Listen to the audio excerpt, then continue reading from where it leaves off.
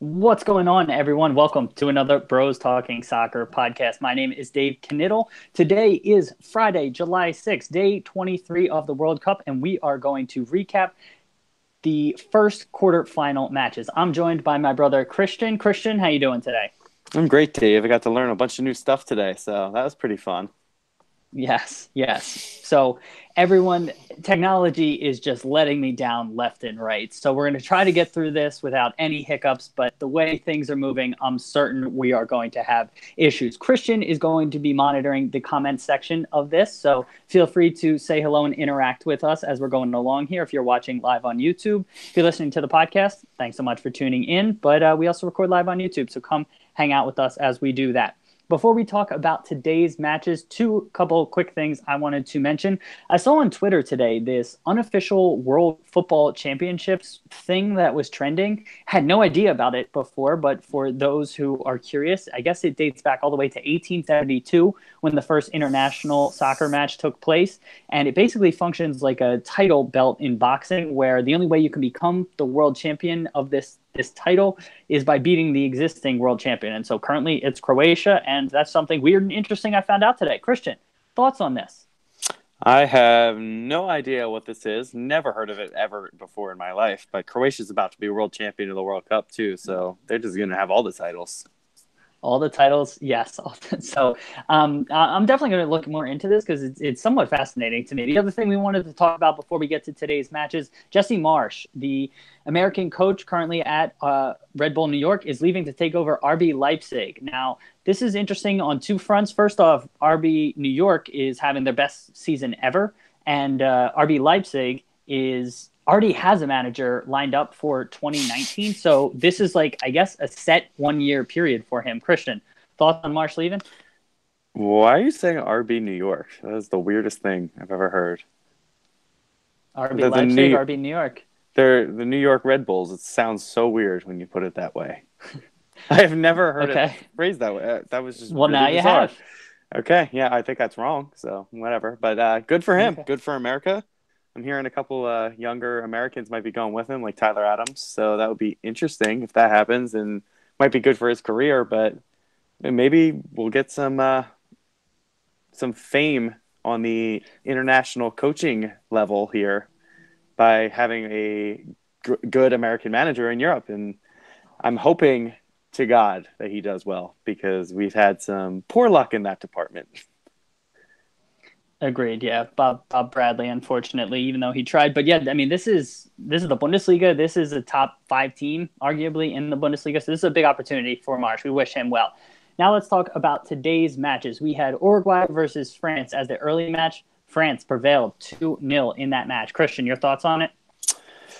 The first half was really good. It was really attacking, kind of, and not that there were a load of chances, but there was a bunch of just.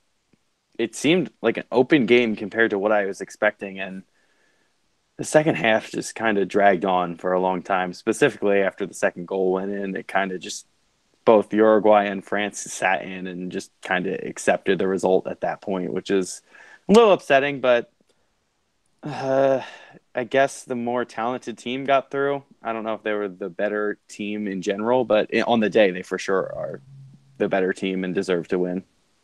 Fair enough. So I missed the first 8 minutes of this game. As I alluded to earlier, technology has been a pain in the ass today. So I missed the start, but from what I saw on Twitter, it seemed like Uruguay may have started better than France. But from then on, I mean, I felt like France was the better team throughout.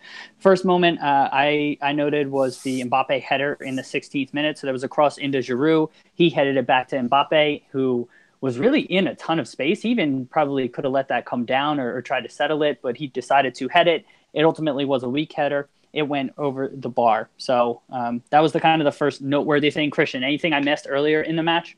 No, not really. Uruguay definitely did have the better of the play for the first 10 minutes or so, I would say, and Suarez was pretty active, but there was not really much to note other than the ball was being passed around in the France defensive third. By Uruguay or Yeah, by France? Okay. by Uruguay. Okay, got it. And then Mbappe versus Laxalt, the battle on the right side of France's attack, left side of Uruguay's defense. That was really interesting to watch all throughout the game. Mbappe definitely had some chances, but Laxalt did a pretty good job of containing him and standing his ground defensively. So that was fascinating to watch throughout the first half. Christian, any thoughts on that battle? Yeah, I was really impressed with Vaxel, actually. I thought he kept up with Mbappe a lot of times, even though there were a couple of times Mbappe really just got going and just blew by him, specifically the one time he got to the end line and crossed it in.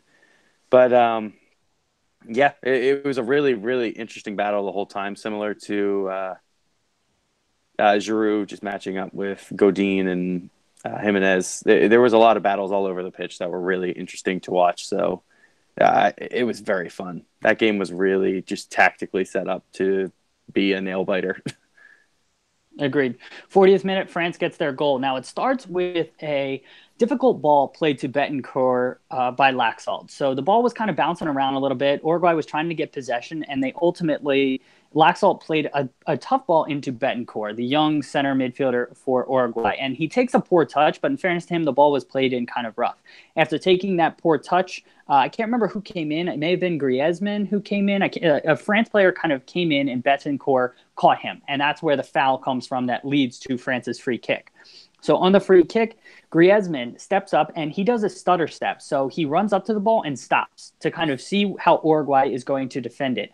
I noticed that he did this earlier in the match as well. And so it was interesting to see that clearly France was expecting Uruguay to do something, or they had seen Uruguay defend previously and they thought a better chance was for them to stutter step on the free kick. Griezmann swings the ball in. He plays it almost a little bit behind all of the runners. And so Varane, who gets his head on it, is almost coming back towards the ball. And he just barely gets in front of Stuani, the Uruguayan attacker, who was in for Cavani, and directs it onto net. France takes the lead 1-0. Christian, thoughts on the goal?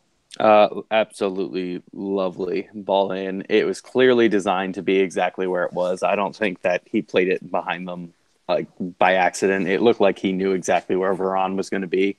And that header is so difficult to do. Just that little flick right into the bottom corner.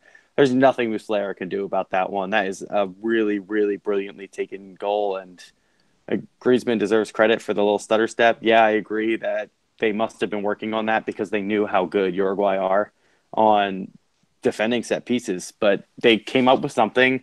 And there were a couple of times that France players won headers on set pieces in this game. So Uruguay have definitely almost taken a step back, it looks like, in the last couple of games in defending them. We kind of breezed over this beforehand, but seeing Stuani's name triggered something in me. Would you make of Cavani not being there for Uruguay? It was very blatantly obvious. I think it was good for Suarez earlier in the game. He was getting more touches. He was able to play a little more centrally. But Stuani is not Cavani. He's not that deadly finisher, and he's not as creative in just making all the runs that Cavani makes. So he was definitely missed out there today. I think that there was so little support to Suarez throughout the entire game that anytime he even got the ball, he was either trying to win a foul or was turning it over because there was just nobody able to keep up with them. And France just are so athletic, so talented that they were able to keep bodies forward. And it really just it was tough to watch without Cavani in there because he's been in really good form the last couple of games. He's scored a bunch of goals, and without him, you almost knew that Uruguay weren't going to be able to pound it out. Wow, that was a weird way to say that, but Yeah, that was a really weird way to say that, but I'm in agreement with you. It was just disappointing to see Cavani not in there. I would have liked to see them be able to pound it out and ultimately try to get a result there. But it was sad to see.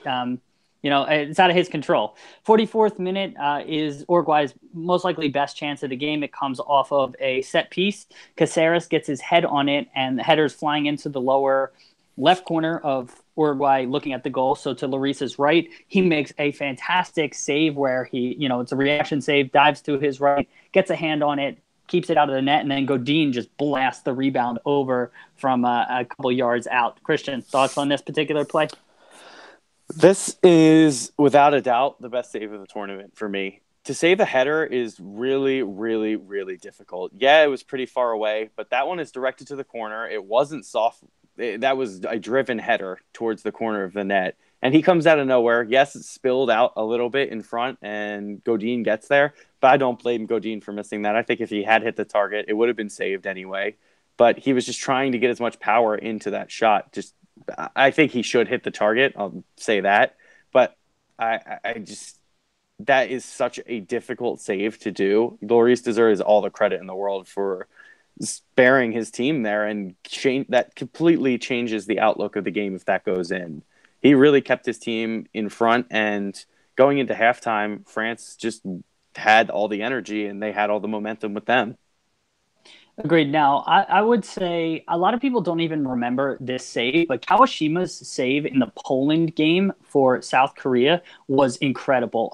This was on a similar kind of thing where the ball was swung in. There was a header from about 12 to 14 yards out, and Kawashima actually has to take a couple steps before diving. And so moving laterally and then extending and palming it out on the end line, it was very similar to this Lloris save. The header may have been a little bit slower, but Kawashima had to come a little bit farther. So arguably that was another save, and then Pickford's save from the other night. I think those are the top three saves. It's tough to differentiate between them, and then Courtois later on, which I'm sure we'll talk about. That's true. Yeah, there've been a lot of good performances, but I thought Uruguay really came alive after conceding. And so I get that they're a very defensive team. They always set up to kind of play conservatively.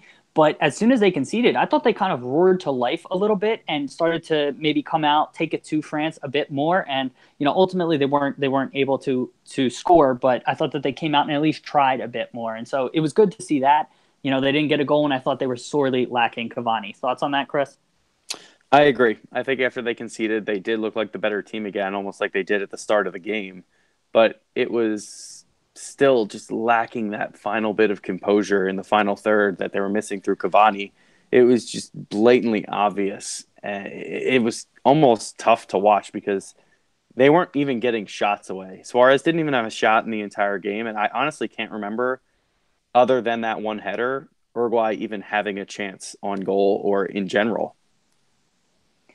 Yeah, no, neither can I. And so, again, it just really sucks for everyone that Cavani wasn't involved, except for if you're a France fan. 61st minute, the unfortunate incident happens, at least from Mussolera's perspective. Griezmann collects the ball. I mean, let's take a step back. The play starts with Pogba just being incredibly strong and winning the ball in midfield. And it's just seeing him make plays like this. It's just incredible to see his talent, his strength, his pace. So he wins the ball. He drives at the Uruguayan defense. He draws some players in and is able to lay it off to, it's not Griezmann. I don't know if it was Mbappe. He lays it off to, maybe it was Tolisso. He lays it off to somebody who then gets the ball to Griezmann, who's kind of near the corner of the 18, not quite as far off into the side. And Griezmann has an opportunity. He strikes a decent shot, but it is directly at Muslera, and ball swerves late. Muslera just is wrong-footed, and ultimately the ball goes in. Christian, thoughts on the dogs barking and also Muslera? Yeah, I'm getting really annoyed. I don't know what they're doing up there, but it's really pissing me off. Sorry, now I'm distracted. The goal was just utter garbage. I'm sorry. That was bad. The commentators, and even I was thinking this, Muslera is one of the most underrated goalkeepers in the world, honestly.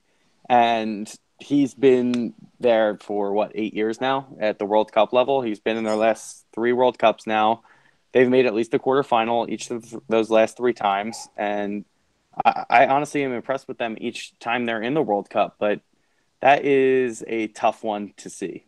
We've seen it from Karius, as we saw in the Champions League final. We saw it from De Gea against Portugal. There are these really good goalkeepers who are just making blatant errors, which you don't really expect from world-class, top-level goalkeepers. De Gea's was the most surprising to me, but you really don't expect this to happen. And I know it does happen at this level. It happens to anyone, and the ball was hit with a little bit of swerve. But those are fundamental routine saves that you make in practice, that you make in warm-ups, that you really have to be doing better with. And he could easily push that away. Maybe you don't open hand palm that one. You got to punch it. You got to do anything to keep that ball out of going into the net. And I'm not trying to take anything away from Griezmann. Yeah, he shot, and that's why you're told shoot at net. You never know. The goalkeeper could make an error. But you have to expect better from goalkeepers at this level. Those are routine saves that should be made. So you don't have any sympathy because the ball really did look like it swerved very late. Like it looked like it was coming on a path, and then maybe 6 yards before it gets to Muslera, you can see it really shift, especially on the slow mo off to the side. So I feel for Muslera to a certain extent. These balls are just made to move so much in the air, and so. It's unfortunate, and France takes the lead, like we were talking about earlier. I mean, Uruguay didn't really look threatening throughout the rest of the match. 66th minute, the next event I want to highlight. This is the play where Mbappe comes together with Rodriguez, I think was his name, or Ramirez. What was the center midfielder's name? The stocky dude. I think it was Rodriguez. It's not Gaston Ramirez, is it? I don't know. It was I think it was Christian, but Christian Rodriguez. Christian Rodriguez. Yeah, Rodriguez. That was the name I wrote down. He's the stocky-looking, badass-looking guy.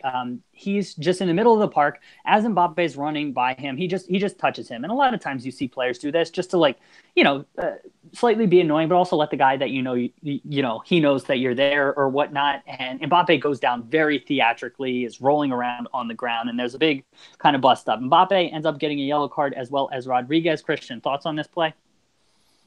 This is a very just basic soccer play when somebody runs by you, and as a defender you're told make sure they know you're there, like you just leave your mark on them. And it wasn't vicious, he was just doing what a defender does when you're getting beat. You don't let them just get a clean break, and because he could have been in a lot of space if he got by him. He doesn't know what's behind him. Hold up, so sorry, this is Mbappe played the ball away well before he ran by Rodriguez. Mbappe had passed it off, and Mbappe was just jogging by Rodriguez at that point. Okay, but even so, you don't know what's behind you. Like, you can't just let him run by. You have to got it. Okay, I understand what you're saying now. Okay. Yeah. You cannot let because with his pace, no one's going to keep up with Mbappe. Not anyone on that Uruguay team can keep up with him. And if he had gotten by, you just don't know, because Mbappe has been in such good form the last couple of games. Specifically in their last game, he could easily get a goal. He could easily get into the box and get fouled, win another penalty.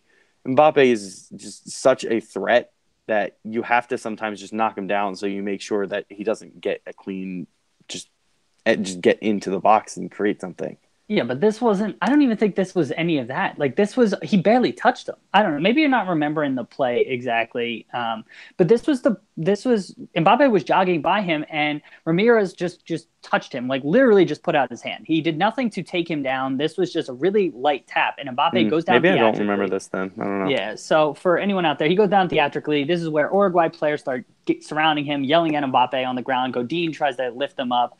And, I thought I don't think Rodriguez deserved a yellow on this. I did see all of that stuff, but I honestly don't even remember the foul then, because I really thought that's what happened.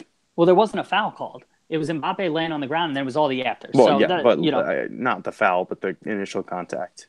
Yeah. I don't really remember. I'm good with Mbappe getting a yellow there. He was very theatrical, and Rodriguez, I don't think, deserved a yellow. A couple last points I had from this. Conte was absolutely fantastic throughout this match, just breaking up play in the middle of the park. You'd expect nothing less from him. No, I have a comment on that. I actually thought he was awful in terms of possession. I thought he was good at breaking up the play, but he passed the ball out of bounds and gave it away multiple times in the game.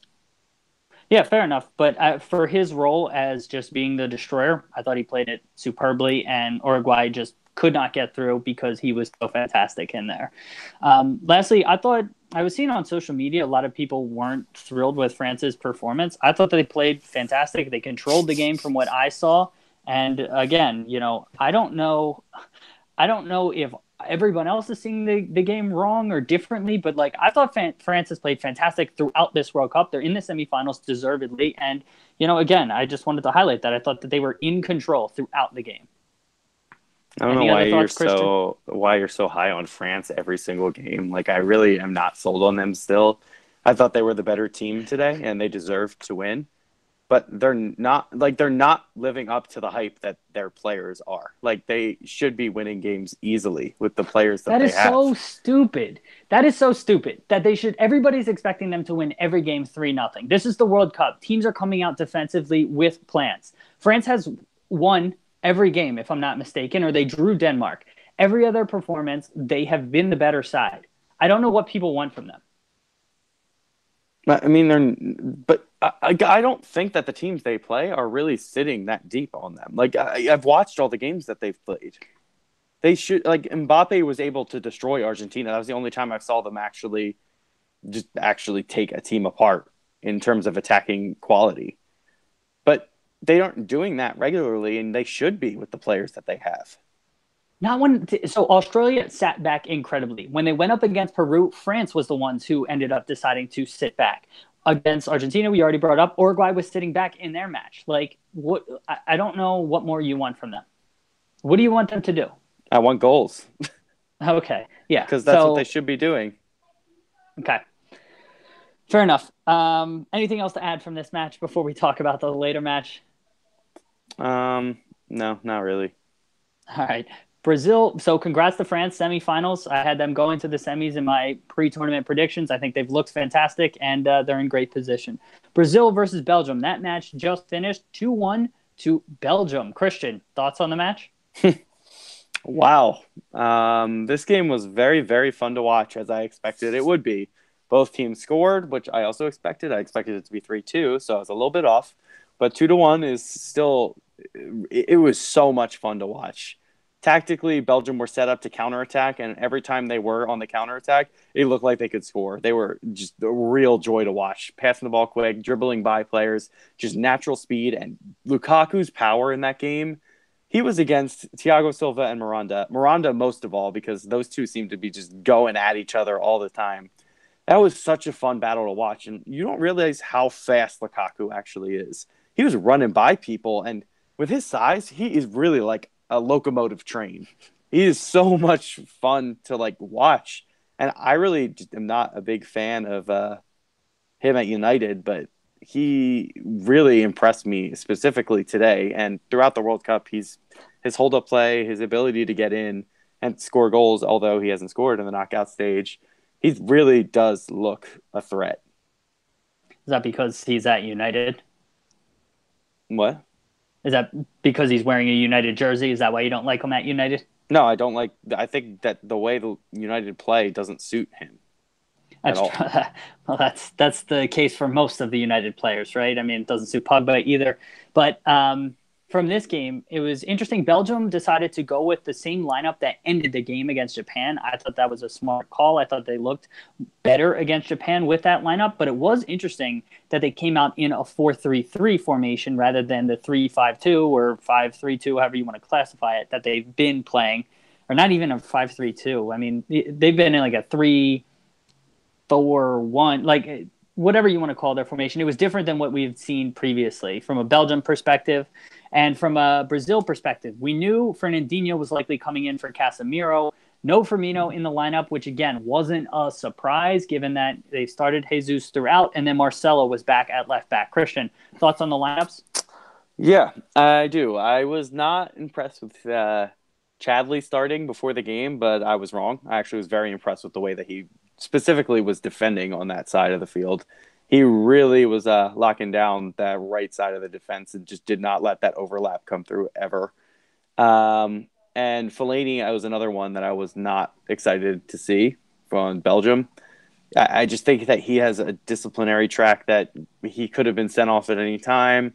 But today he played very, very within himself and did very well, to be honest. I think he just cut the passing lanes, didn't really let anyone dribble by him. And I was very impressed with how he played. I also was thinking about the Brazil lineup.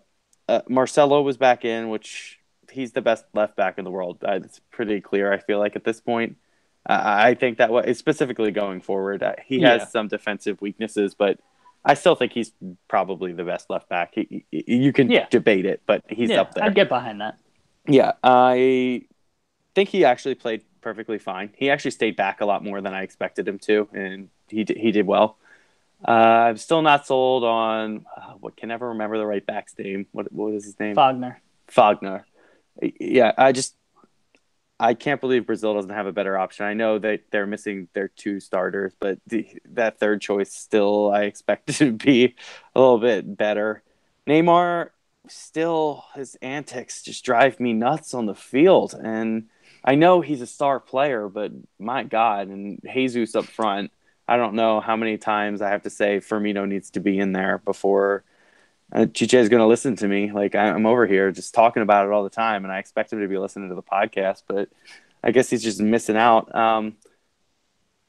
Jesus, I think he actually probably played his best game today, but still, he just wasn't involved enough. Like he needs to do more. And Firmino, I think after he came on, was a little bit sloppy in his passing. Actually, he was giving the ball away a bunch of times. But as the game went on, Firmino just got more and more involved, and Brazil just looked more and more dangerous with him on the field, and Douglas Costa when he comes on later. Yeah, I'd agree with that. Now, from a Belgian perspective, I touched on this before. They came out in that different look, 4-3-3, and it was really interesting to see, particularly how they played defensively. And defensively, they had Hazard at the left wing. They had De Bruyne as kind of the center forward, and then Lukaku hanging out on the right wing. And then as Brazil progressed further into Belgium's defensive half, Hazard and Lukaku stayed up top and De Bruyne dropped more centrally. So it was just like a weird kind of different look. And I thought what they were trying to do, Christian, is pin back Marcelo. So I think maybe that's why he stayed back further, because Lukaku was hanging out kind of on that right wing. And I think Belgium came out with the plan to sort of exploit that. And so, I thought it was smart of Belgium to kind of approach it that way. 8th minute, Thiago Silva has the miss on the corner kick. Corner kick came into the near post. It got, I believe, flicked on, or it came off of the Belgian player. However it got there, it got deflected, and Thiago Silva, the ball kind of hits him. It's tough. It comes off a deflection, and the ball just slowly trickles off the post of Courtois. It doesn't go in for Brazil.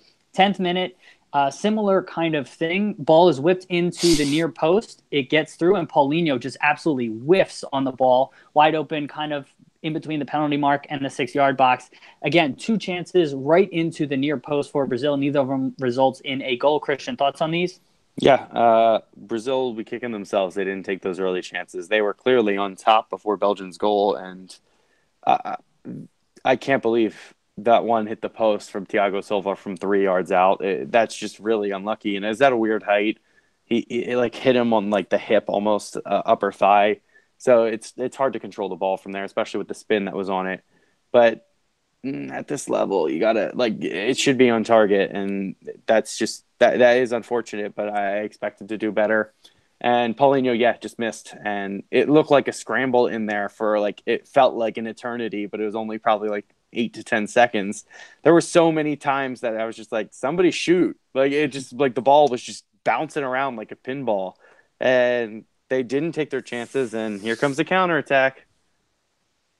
Yep, and then so the counterattack happens, and then in the 13th minute, so the goal comes in the 13th minute. It comes on an own goal for Belgium. The goal is for Belgium, own goal by Brazil. Now, it came from a fantastic it came from the Fellaini toe ball, but even before that, I want to highlight good play by Belgium to get to the Fellaini toe ball. Now, Lukaku just does fantastic hold up play. He's able to keep the defender off him, maintain possession, and then turn his defender, and is driving at the Brazilian defense. And he's able to possess the ball running at full speed, is able to hold off a couple defenders, and works the ball out to De Bruyne. He plays a oh, no. I'm sorry. This is a completely different play. But Lukaku has – sorry. I'm recapping a completely different play. This play, the ball is played into Lukaku. Lukaku holds off his defender and then lays it off to De Bruyne, who hits a fantastic through ball to Fellaini. So, excuse me. The play I'm recapping is from something else. But Lukaku does have some good hold-up play here, and De Bruyne just hits an absolutely fantastic through ball into Fellaini. If that is Eden Hazard, I think he takes a fantastic first touch and is able to finish the ball. Fellaini takes a very poor first touch, gets it caught in his feet, and tries to toe poke the ball as the defending Brazilian players, are closing him down. It gets deflected out for a corner. So that's how the corner comes about. Ball is swung in at the near post again. Willian is there along with Jesus and Fernandinho. Their company was kind of close by, but he wasn't really challenging. And kind of Jesus and Fernandinho get in each other's way, bounces off for Fernandinho into the net. Christian, sorry for talking in circles a little bit there, but eventually I figured it out. Thoughts on everything that I just talked about? Yeah, I want to just say I'm very proud of you for figuring it out. You did a really good job out there. I'm reading my notes and sometimes I get confused. I think the goal, I'm going to start with the build up. De Bruyne and Lukaku were just linking up to devastating effect for the team throughout the whole game. De Bruyne knew where Lukaku was going to be, and on that play, Lukaku knew where De Bruyne was going to be, and De Bruyne squares the ball through the middle. It wasn't really a through ball because there were defenders in behind, but he split the team. He split the two lines of the Brazilian defense, and wow, Fellaini was in so much space that I just was looking around like, why is he not shooting? Why is he not shooting? What is that first touch? And he pokes it, and initially I did not think it was deflected, and I thought the shot was just awful. Like I was just laughing hysterically that that's what he did. But I heard, okay, so it's a corner, and the ball comes in, and yeah, Company was, I guess, in the vicinity, but he was not close enough that Fernandinho should be letting that ball bounce off him into his own goal. And I thought Fernandinho did not have a good game today. I think they were missing Casemiro. I'd agree with that. I mean, but also Jesus was there kind of getting in Fernandinho's way, so I don't want to let him completely off the hook there as well. I thought Belgium throughout the match, I noted it here in the first half, but throughout the match, they did a fantastic job of defending Neymar by not diving in. What Neymar wants you to do is he likes to dangle the ball out there, and as soon as you dive a foot in, he likes to either draw a foul or go by you. And because he trusts himself to be quick enough to get by you. And what Belgium was doing is they were doing almost what Iceland did with Messi in that they just weren't diving in. They were staying in front of him. They were just pushing him into other numbers before Neymar was eventually just crowded off the ball. And they did that throughout the match. So I thought that they were just doing a fantastic job of defending him on that. Now, the second goal for Belgium comes from what I was talking about earlier. So it comes off of a Brazil corner. It was won at the near post by Fellaini, and the ball is out on the right side of the Belgian midfield. And Lukaku picks up the ball. He holds off his defender there, is able to turn him, drive at the defense. He's able to beat, I think, 2 or 3 players. He holds off Paulinho long enough to lay it off to De Bruyne, who's out wide driving at the right side of midfield. De Bruyne takes a touch, and Marcelo has to make a decision whether to close down De Bruyne or take the overlapping run, which I believe was coming from Meunier. And he decides to kind of do neither, but hedge a little bit more towards Meunier, and De Bruyne just absolutely tags the ball perfectly. Lower 90, far post, makes it 2-0. Christian, your thoughts on this goal? My God, Lukaku was good here. He was just stunning throughout the whole game in his hold-up play, and to be able to create for De Bruyne there was magical, honestly. He drove by He drove. He drove by 3 players on the dribble, which you don't really expect of a player like Lukaku. He doesn't really remind you of someone who's going to just run at you and dribble by, but he was just powerful and fast, and no one could stop him. Paulinho was trying to pull him down and couldn't, and finally he fell down once he passed the ball because Paulinho clipped him enough. But De Bruyne is just a genius, honestly. He takes that first touch. It completely opens up the whole field because the touch is so perfectly weighted in front of him that he knows, okay, well, I can either pass this or I can shoot it. And he was in a position 20 yards out, around the right-hand post, and just saw the far corner. He said, okay, if Marcelo's not going to close me down, I'm going to hit this. And my God, did he hit that right into the bottom corner. Alisson had no chance at all. Fantastic goal. I mean, we see De Bruyne hit bullets with either foot in the Premier League following them. And, it was good to see him get a goal his first to the World Cup. So props to him. Great play. Half closed out, I noted Fellaini. I think he's just incredibly big, goofy, and clumsy. And so, a lot of his fouls just look worse than I think they really are just because he's just so big and clumsy. And he had a couple moments where, like you said, Christian, you could see it being a yellow or worse. But, it amounted to nothing. Courtois had some fantastic saves in the first half and also the second half, but again, just did great. Last play from the first half, I wanted to note Meunier on the edge of the penalty area. There was a coming together with Neymar, and Neymar throws himself down theatrically. Christian, thoughts on this play? Did you think it was a penalty or not? No, absolutely not. Okay. Is that the play? Hold on. Now I'm not sure which one that is because he flopped so many times near Meunier. Is that the one where? Oh, no, that was late in the game. I honestly don't remember this one. Yeah. The ref didn't even really go. The ref certainly didn't go to VAR. I don't even know how much it was reviewed, but this was, Neymar was dribbling the ball towards back away from the end line, kind of going away from goal. It was on the right side of the Belgian defense, so the left side of Brazil's attack. Meunier had some of his hands on Neymar, but for me, it wasn't a foul. I think Lawless was saying it should have been a foul, but Seedorf in the commentary was saying he was fine. It was good defense. So, yeah. So So it was clearly it that shouldn't play. have been if Alexi was saying that. Absolutely. Okay, second half starts. We have Firmino on for Willian, which was good to see Firmino come on, but I'm always disappointed that Brazil doesn't try to get Willian more involved. I mean, when they make a commitment to getting him more involved, I think he can be fantastic out there. And so I just didn't think he was involved in the first half, so I could understand that sub. Christian, any thoughts on the Firmino for Willian sub? I kind of understand it. I thought William was kind of a non-factor throughout the whole first half, but I think he's incredibly underrated for that team. And when he gets going, he's so difficult to stop because of those first touches, and he's able to explode by people like almost no one else. Only Diego Costa on the other, or Diego, wow, Douglas Costa on the other side was able to do that. Agreed. Now, Neymar has the dive early in the second half. This is kind of similar position to where Meunier, the foul or the coming together happened in the first half. But on this one, Neymar very clearly kicks out at Fellaini and tries to draw the contact. The referee doesn't fall for it, but he also doesn't give Neymar a yellow here for what was very clearly simulation. Christian, thoughts on the dive and if there should have been a yellow?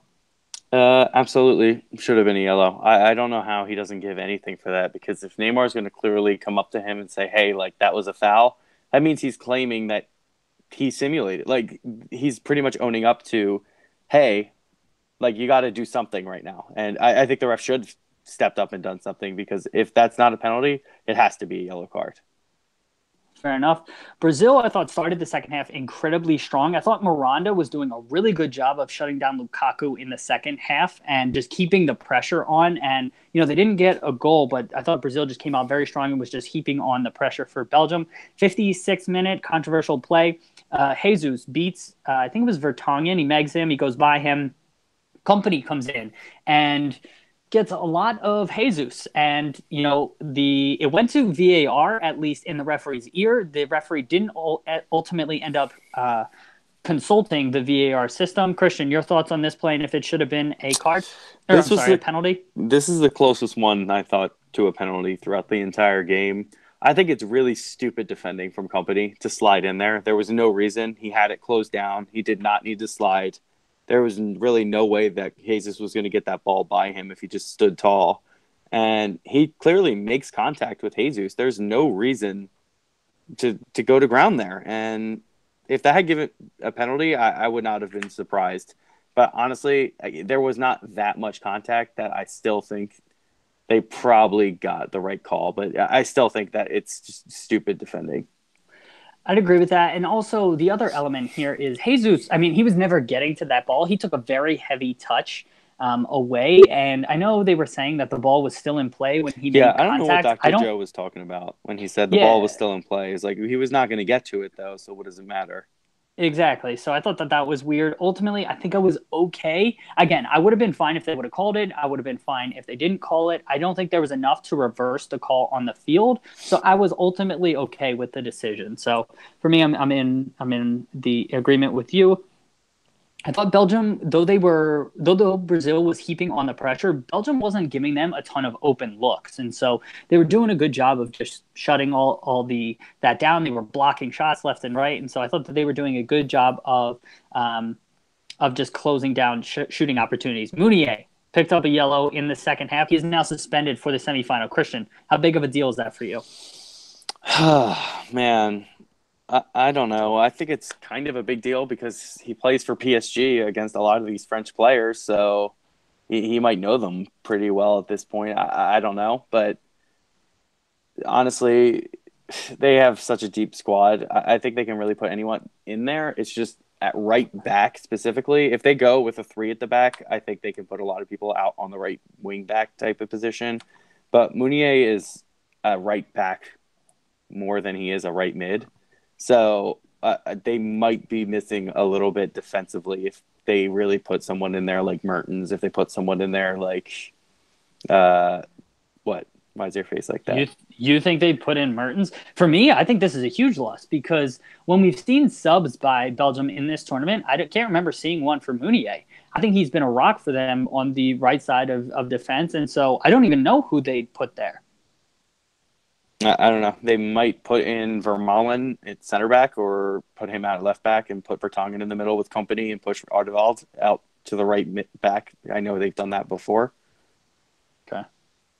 Yeah. So, but that's a good point that he plays in France and he may have some familiarity with them. So that's a good call. Okay. Yeah. Belgium, I know you tweeted this and I wrote it down. I wrote it down in the 75th minute. You tweeted in the 80th minute. No subs from Belgium. I don't know what Martinez was doing waiting so long. You could clearly see that they were gassed. And so I thought that he waited way too long to make a sub. And then, in the 76th minute, Brazil gets a goal. Before we talk about the goal, thoughts on the delay for subs? Yeah, I thought it was really stupid on his part. You could see that his players were completely gassed. Brazil just kept coming down, attack, attack, attack, attack.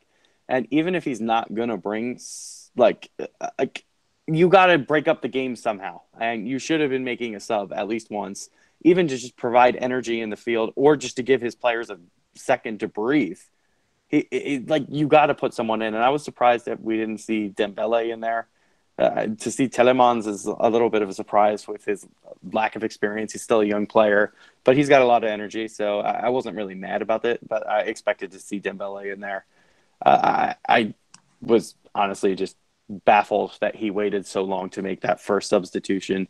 And I think the goal was directly related to that because Belgium just were getting pounded and they had to react. Like they just were getting beat down because Brazil had already made 3 changes and they had all the energy and had all the momentum at that time. Great, they were getting pounded. Now, the goal comes in the 76th minute. The goal comes in the 76th minute, and it comes from a late run from midfield by Renato Augusto in between Company and Vertonghen. So kind of on the left side of Belgium's defense, right side as Brazil's attacking. Coutinho's got the ball in the midfield and just plays an absolutely inch-perfect, delicate little chip into Augusto, who's running full speed. Now, he has a lot to do there, Augusto, because the ball isn't hit with a ton of pace. And so for him to direct it onto net and put it in a position that Courtois can't get to, I thought he did very well. But again, it was a great ball by Coutinho. Christian, thoughts on Brazil's goal? Yeah, that was brilliant from Coutinho to place that ball where it was. But I think the header's even better than the ball. I was really, really impressed with Augusto's direction that he was able to put. That was right inside the post, right in the bottom corner. Courtois had no chance at all. And the ball, honestly, he kind of had to hold up his run and stop and jump. He wasn't really just running straight onto it. That was a really impressive goal, honestly, with your head. Agreed. 81st minute comes, and unfortunately, in this case, Augusto just misses the net completely. I can't remember exactly how he gets into the position. I want to say Coutinho plays the ball into him, but I can't remember. But Firmino drifts in and occupies Company. And so Company leaves a giant gap in the defense, in the center of defense for Belgium. And Augusto gets the ball. And he's got a wide open net. At least, it's him and Courtois. He's, maybe 19 yards out, and he just puts the shot wide. I thought that was a really bad miss from Augusto in the 81st. And then the 84th minute, there's another similar thing where Firmino has good hold-up play and plays the ball in behind for Neymar, who's on a break. And he's able to occupy Meunier and create some space, and then he lays it back off to Coutinho, who blasts it wide. And those 2 misses from Brazil were just really, really costly at the end of the day. Christian, thoughts on these 2 misses? Both are not that difficult of chances to take, and I know that there's a lot of pressure on them, but both have to be hitting the target, at least, minimum. And Augusto's was wide open at the top of the box, just wide open, dead center, very little pressure on him, if any, and just missed the target completely. And Coutinho's is a pullback. Yeah, he kind of had to hold up his run, but no, that ball is almost inch perfect from Neymar. And Coutinho, with his quality and how well he's been playing this tournament, you got to expect him to hit the target. Honestly, Coutinho throughout the whole day was a little disappointing to me. I think he was shooting more often than he was passing when they were in the final third. And I know that opens up space, shooting from distance does, for other opportunities later in the game, like when he had the ball that he crossed in. But I thought he gave the ball away way too often during this game. Fair enough. Late in the match, Tielemans comes on for Lukaku. I thought this was a really conservative sub by Martinez. I mean, ultimately worked out, but Brazil only needed one goal. And if you by taking out Lukaku there, if Brazil gets a goal and you have to go to extra time, not having Lukaku could have been just a huge issue for Belgium. It ultimately didn't end up working out, or it ultimately worked out. But I just thought that made me very nervous for Belgium in that instance. I thought Hazard did very well throughout the game, but especially once Lukaku went off, he did exceptionally just to hold the ball up, earn some fouls, and keep possession for Belgium. He did fantastic. 91st minute, the kind of last controversial thing happened. Ball was crossed in, and Neymar's in behind Meunier, and Meunier gets a hand on Neymar. It's not much, and Neymar goes down. No penalty and no review. Christian, thoughts on this play? Were you okay with the call? Absolutely. He does have a hand on him, but there is definitely not enough contact to really throw Neymar off of his run. And Neymar, with his reputation, is never going to get that call. He's done this to himself, and I don't think it was a foul, but he's not done any favors to himself over his entire career. Fair enough. 94th minute comes. This is the last real play of the match. Neymar gets the ball kind of towards the top of the 18, hits a curling whipped shot in, and Courtois gets up, makes a fantastic save. Last kind of hurrah from Brazil. Belgium goes on to win it 2-1. Christian, anything else you want to add from this game? No, just Courtois was fantastic. I think he's going to get kind of undervalued compared to what their attackers did because it was so entertaining. I don't know if it undervalued, but I don't think he's going to get the credit that he deserves for a lot of those saves. That last one is a really good save, but I think that is also kind of routine. I don't think that was going into the top corner, but it was fantastic strike. And late in the game, you just got to keep your concentration, and he did. I think it was a little bit more than routine. There was a lot of bodies in there. It was coming with pace. So I think it wasn't the toughest save in the world, but it wasn't routine. I wouldn't say that. It'd be routine if there was nobody in front of him, but fair enough. A lot of pressure. Belgium versus France as our semifinal, which is what I predicted before when Christian and I did our knockout round predictions. And Christian, did you have that too? Or no, you had France going Argentina. out. Got it. But yeah, so it's going to be exciting times. Now, before we talk about the other quarterfinal matches happening tomorrow, I want to give a quick plug for StadiumScene.tv, which is our partner. So they are a travel website you want to check out if you're going to a stadium in the United States. They have recommendations on where to park, what bars to visit, where to eat, all that stuff. In addition to those things, they have content creators like us on there producing podcasts, videos, blog posts, and so on and so forth. So all different kinds of sports content. It's not specific to soccer, but they do have a lot of soccer content. Game Day Tourist is on there. Mark Lawson, the lads, Martin and Kevin, they're on there with all different kinds of stuff. So please go check out StadiumScene.tv. Now, tomorrow's matches, we have Sweden versus England as the early match, and then Russia versus Croatia. Christian, what are your expectations for tomorrow? Oh, boy. That first game is going to be a tough one. Sweden have been really good defensively, and I know how much you love the Swedes, and I know you have them going to the semifinal in your bracket, but I think England are going to pull this one off. I think it's going to be a little less chippy than against the Colombia, but I think it's going to be a similar type of performance from Sweden as in terms of defending and just holding back. But I think England break through, and I expect a 1-goal game in this one. But the other game is going to be very intriguing as well. I think Croatia are just too good. Russia just get results, though. I don't understand, but they keep doing it. I have Croatia in my final, so I'm going to obviously stick with them. But I think it's going to be closer than we think. But I still expect Croatia to come through, and I'm going to guess 3-1 in the very end. All right, fair enough. Now, the Sweden versus England game, I had Sweden coming through if they were playing Colombia. I really like this England team. And, as much as I've talked about Sweden being able to grind out results and in tournament play, that is so critical, just being able to just be defensive, not give up much, and being able to just find a way to get a result. I just really like this England team. I like their youth. I like their mix of talent combined with experience. And so I'm actually going to go with England. I think you're spot on. This is like a 1-0 victory, tight game, 0-0, maybe extra time. Somebody gets a goal. It's going to be really tight, but I'm going to give the Not slight another penalty edge. shootout for England, huh? Yeah, I'm going to give the slight edge to England. I could definitely see it going that route. And I'm with you on the Russia versus Croatia. I mean, Croatia played terribly against Denmark. I don't see them playing that poorly again. And Russia didn't exactly play great against Spain. They just were organized enough defensively. I can't, in my right mind, predict Russia going through here, but I'm sure it's going to be tight. It's the quarterfinals. So maybe it's like a 2-1 for Croatia. So that's what I expect to happen there. Christian, anything else you wanted to add? I don't think so. Awesome. Everyone, if you have some time, want some additional soccer content, please go check out the Soccer Tavern YouTube channel. On there, I have videos about the history, culture, and philosophy of the beautiful game. So we have all different kinds of videos on there. Premier League club history videos, videos about, soccer terminology. Why is it called a nutmeg? Why is the field called a pitch? So on and so forth. And we also have national team history videos of all 32 teams at the World Cup, or at least 32 teams that were involved in the World Cup, were getting down. So please go check them out. They're about 5 to 10 minutes each. Some of my other videos are shorter, some are longer, but please go check that out. Again, it's linked in the video description, podcast show notes, and then it will also be, you can just search on YouTube, The Soccer Tavern.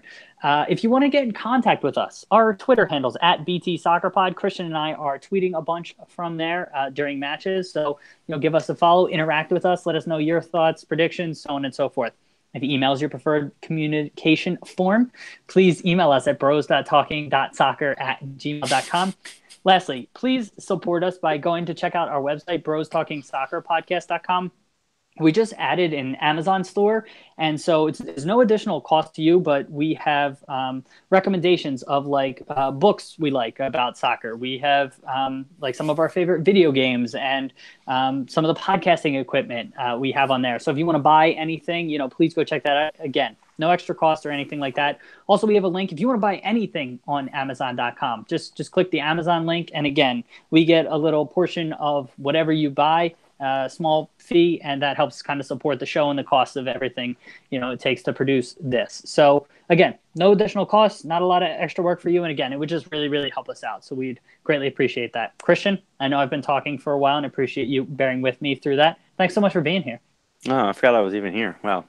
Yeah, I know. Well, thanks. Thank you. You're gonna be here tomorrow? Yes. All right, cool. We'll have Christian back tomorrow. Well, maybe. Probably not, actually, now I'm thinking about it, because I'm going to the Union game, and it's supposed to be really nice out. Okay. So we'll have Matt back, hopefully, maybe somebody else. But listeners, I will be back with you. Hopefully, my technology will be better. I don't know how this is going to come out listening-wise. It's been a bit choppy for me, so hopefully it hasn't been for you. And, thanks so much for being here. We'll talk to you tomorrow. See you, everybody.